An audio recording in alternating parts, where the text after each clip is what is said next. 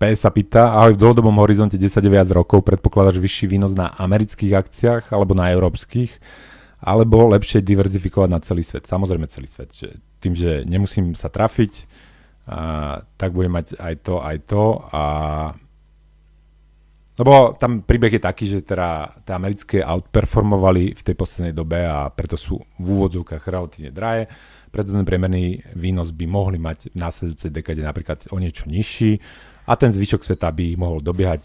Európske akcie sú v úvodzovkách lacné a aby sa to trošku tak vyrovnalo, takže ľudia by mohli mať viac tých druhých. Ale pre mňa to nie je dôvod nemať americké akcie, lebo mi príde, že možno sú drahé z dobrého dôvodu, že tá napríklad tá revolúcia, AI revolúcia asi v Európe moc nebude prebiehať, keď už to zakázali tu. Ešte to ani nevzniklo, tak to zakázali. A keď je to pravda a budú z toho obrovské výnosy v produktivite, tak tie americké akcie majú byť dôvod drahé. Čiže ja nechcem robiť takýto bet na dlhom horizonte, čiže podľa mňa svet a nejak si ho rozumne namiešať. A rozumné namiešanie neznamená, že 100% podľa mňa Amerika a neznamená ani 100% Európa alebo niečo iné, ale keď chcete byť neutrálni a chcete byť naozaj pasívny investor, tak sa musíte pozrieť na podiel daného trhu na celkovej svetovej trhovej kapitalizácie, podľa toho si to nastaviť, čo niektoré tie svetové ETF robia.